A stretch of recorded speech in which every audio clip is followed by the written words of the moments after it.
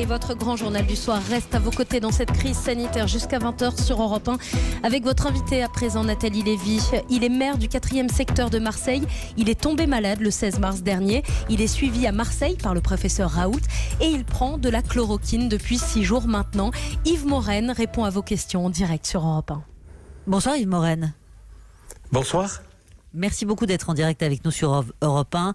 On l'a dit, vous êtes tombé malade le 16 mars, Yves Morenne. Comment vous avez compris que vous étiez contaminé par le Covid-19 ? Bon, nous étions en fin de campagne électorale. J'avais évidemment vu beaucoup de monde. J'ai perdu ma voix. J'étais très enrhumé. Et puis, il y a un symptôme très caractéristique que je ne connaissais pas à l'époque, qui est celui de la perte de goût. Qui existe d'à peu près 50% des cas d'après ce qu'on m'a expliqué et j'ai compris ça, je me suis fait tester et j'ai été dépisté positif à l'IHU de Marseille. Vous avez pu être dépisté à l'Institut hospitalier universitaire du professeur Didier Raoult, c'est ça ? Là-bas, vous avez pu être testé sans difficulté ? Sans difficulté, le professeur Didier Raoult et son équipe dépistent tous ceux qui se présentent pour avoir des symptômes de fébrilité ou qui ont été en contact avec un patient positif. Et à l'époque, il y a une semaine, il y avait d'ailleurs beaucoup moins de monde qu'il n'y en a aujourd'hui, mais ils dépistent tout le monde sans distinction. Oui, on a entendu le reportage de Nathalie Chevance dans le journal. Il y a des queues interminables aujourd'hui, des files d'attente pour être dépistés. Comment vous vous expliquez ? Parce que vous êtes aussi élu, donc vous savez comment ça se passe aujourd'hui. Il y a des tests à Marseille, alors qu'en France, pas de dépistage possible. Seuls 5 à 8 000 tests possibles par jour, pas davantage, selon, pas moi, hein, selon le Jean-François Delfraissy du Conseil scientifique. C'est pas n'importe qui.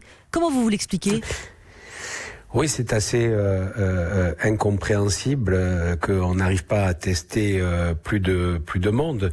Moi, ce que je peux dire, c'est que la méthode, la démarche de l'équipe du professeur Raoult à l'Institut, à l'IHU de Marseille, c'est un institut de renommée mondiale, tant pour la recherche que pour le soin.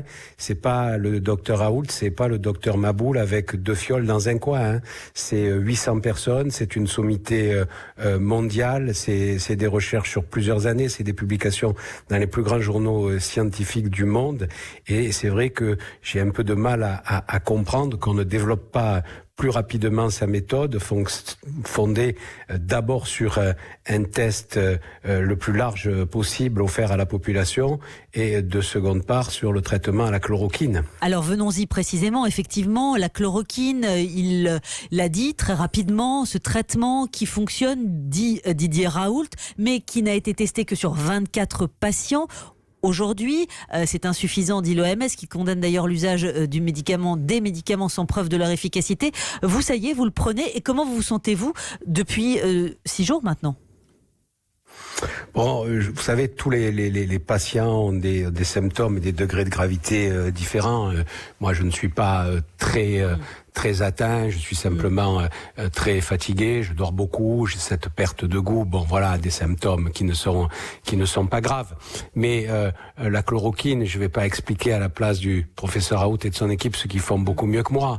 C'est un médicament où il y a peu d'effets secondaires. On m'a moi fait un électro comme à tous ceux qui sont volontaires pour prendre ce médicament pour vérifier qu'il n'y a pas de problème cardiaque. De rythme cardiaque, possiblement. Mais, voilà. Mais je veux pas m'ériger à la place des sommités. Simplement, je dis que face à la crise sanitaire terrible qui est la nôtre, on a là une équipe qui a une démarche originale, qui a marché dans d'autres pays, qui teste un médicament qui semble fonctionner et qui de toute façon n'est pas très dangereux en termes d'effets secondaires. Je pense qu'il faut laisser la chance, non pas à eux, mais aux malades gravement atteints de ne pas perdre une chance de survivre.